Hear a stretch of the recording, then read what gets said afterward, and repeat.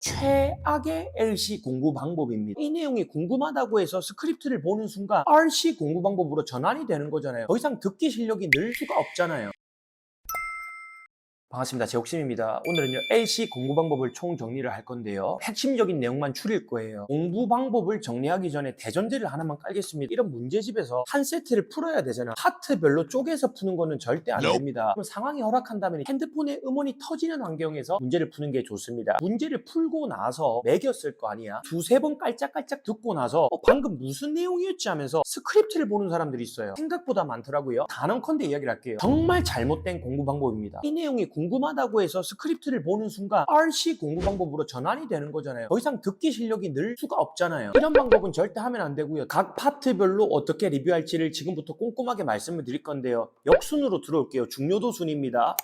이제 이 3, 4가 가장 많은 문제가 있잖아요. 막연하게 안 들리는 문장 듣고 리뷰할 가능성이 높은데 이 파트 자체가 문제와 보기 읽기가 너무 중요하다고 이야기를 해요. 듣기보다도 문제와 보기를 읽어두는 게 정말로 중요하거든요. 막연하게 듣기 전에 형광펜이나 색깔펜을 잡고요. 문제와 보기 읽는 연습을 따로 하셔야 됩니다. 이때 중요한 거 느긋하게 읽는 게 아니라 시간을 재면서까지는 읽을 필요가 없고요. 어딘가에 쫓기듯이 빨리빨리 읽었을 때 한 번의 맥락을 따지 못하는 거예요. 과감하게 색깔을 칠하셔야 돼요. 그런 것들만 따로 연습을 하셔야 됩니다. 이 과정 속에서 모르는 어휘라면 그 어휘를 따로 정리를 하셔야 되겠죠. 한 번에 뭔가 외치지 못하는 거는 발목을 잡을 만한 보기란 말이에요. R34의 보기는 반복된단 말이야. 어느 업계에서 일하냐라는 문제가 있어요. 보기 A번 정도의 hospitality가 있어. 사전적 정의로만 보자면 이거 환대잖아 하고 색깔 안 칠할 수도 있어요. 안다고 생각하는 거지. 근데 환대가 무슨 업인데 도대체. 식당, 호텔과 같은 서비스업 느낌이 안 난다면 색깔 칠해야 됩니다. 그러니까 와닿지 않는 보기는 과감하게 색깔을 칠하고 따로 빼서 연습을 하라는 거예요. 듣기 공부하러 들어왔는데 무슨 소리 할 수가 있는데 Part 3,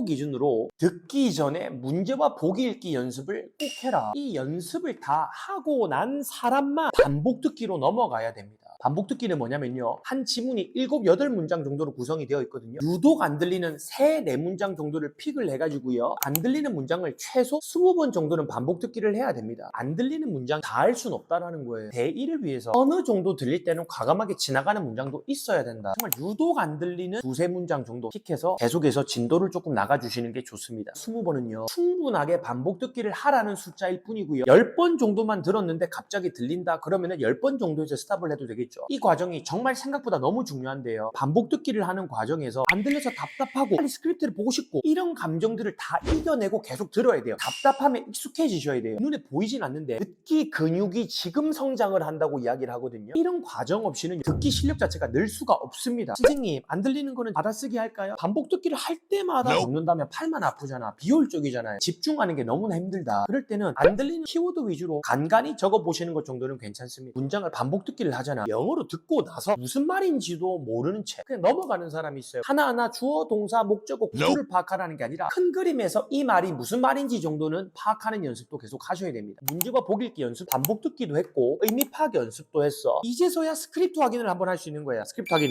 드디어 충분하게 반복 듣기를 하지 않았으면 이 궁금증을 함부로 해결하지 마라. 내가 들은 게 맞는 건지를 확인하는 거야. 틀린 게 있다면 수정을 하고 모르는 단어가 있다면 모르는 단어 어휘도 암기를 하고 그리고 여기서 보통 넘어가거든. 그러면 안 된다. 섀도우 스피킹이라고 이야기를 하기도 하는데요. 원어민의 어투랑 강세 이런 것들을 그림자 밟듯이 따라 읽는 거거든. 근데 그까지는 할 필요가 없어요. 영어 듣기가 느는 원리가 딱 2가지만 기억하면 된다. 듣기를 많이 하는 거죠. 이게 바로 인풋입니다. 어린아기들은 진짜 듣기만 많이 해도 되거든. 근데 우리 같은 성인들은 듣기만 해서 늘지 않아요. 입으로 말을 해줘야 돼요. 이게 뭐냐면 아웃풋이거든요. 이 스크립트를 보고 이거였네 하고 넘어가는 게 아니라 입으로 웅얼웅얼 따라 말해야 됩니다. 제가 이게 없어 보이지만 그냥 웅얼웅얼 중얼중얼 따라 말해라고 해요. 무너진 발음 어눌한 어개 괜찮아요. 핵심이 뭐다? 충분히 반복 듣기를 했던 게 그냥 지나가기 아깝단 말이야. 왜 인풋만 했잖아. 아웃풋으로 몇 번 이야기해줘야 돼요. 음원을 틀어놓고 따라 말해도 되고 스크립트를 보면서 따라 말해도 되고 허공 보면서 이렇게 따라 말해도 괜찮습니다. LC Part 34 요약이 뭐다? 문제와 보기 읽기 연습 따로 해라.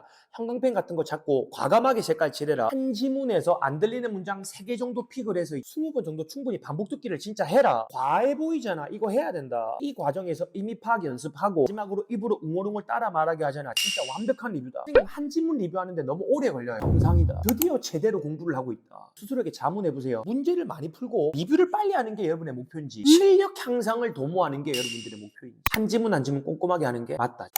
자, 그럼 제가 파트 2를 이야기를 해볼게요. 파트 2는 전략이라고 말하는 것과 이 리뷰 방법이 굉장히 맞닿아 있습니다. 신용하잖아요, 수업에서. 아무도 보이지 않는 환경을 만들어 두고 파트 2 음원이 들린다고 해서 넘어가는 게 아니라 즉각적으로 하나를 되뇌어야 됩니다. 이걸 반응하는 게 굉장히 중요하죠. 바로 하나 보여드릴게요. Could we go over last month's sales figures this afternoon?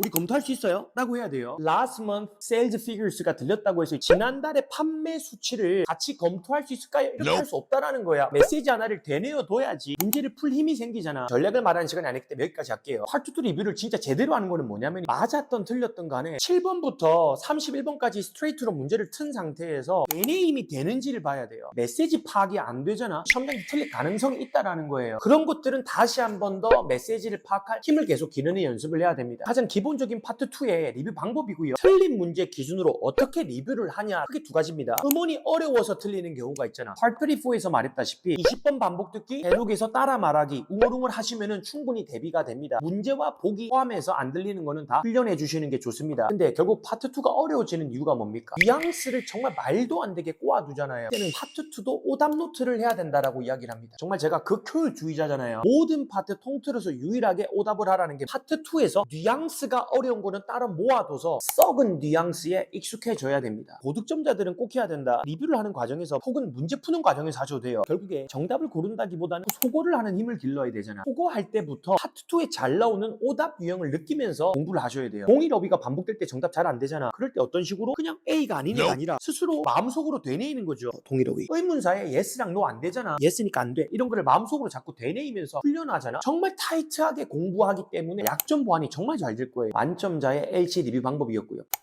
마지막 Part 1 보여드릴게요. Part 1은 아주 단순합니다. 6문제밖에 안 되는데 기출 표현이 계속해서 나올 수밖에 없거든요. 김재욱 토익 Part 1 기출 표현들을 다 모아뒀어요. 영상 다 공개했거든요. 보시면서 기출 표현 암기하잖아요. 정말 도움 많이 될 겁니다. 왜냐면요, 기출 표현에서 90%가 그대로 출제가 됩니다. Part 34랑 2에서 기출 표현 암기하라는 얘기 했어요, 안 했어요? 아예 하지도 않았죠. 할 필요가 없거든요. 모르는 어휘 정도만 정리하시면 되거든요. 근데 Part 1은요, 기출 표현 자체를 어느 정도 인지를 하셔야 됩니다. Part 1 리뷰는 사진을 보면서 하는 게 아니에요. 한 세트당 24문장이 있거든. 문제집 덮고 이면지 같은 거 딱 펼쳐가지고 스트레이트로 24문장 트는 거야. 사진을 안 본 채로 들린다면 그건 확실히 들리는 거예요. 사진을 안 본 상태인데 안 들리잖아. 그럼 다음에 못 들을 가능성이 있단 말이야. 그렇기 때문에 안 들리는 것만 따로 체크를 하세요. 안 들렸던 음원만 따로 또 반복 듣기 플러스 웅얼웅얼 들어가는 거겠죠. 이 과정에서 모르는 어휘나 표현은 따로 또 빼서 정리를 하셔야 되고. 8번은요, 요즘에 사람을 주고 나서 뒷배경을 묘사하는 게 되게 어렵단 말이야. 리뷰하면서 스스로 사람이 있더라도 뒷배경에 이런 게 나올 수 있겠다를 체크하는 연습도 따로 하셔야 됩니다. 그 체크한 표현을 정리하라는 게 아니라 계속해서 뒷배경을 보는 훈련을 미리 해두라는 거죠.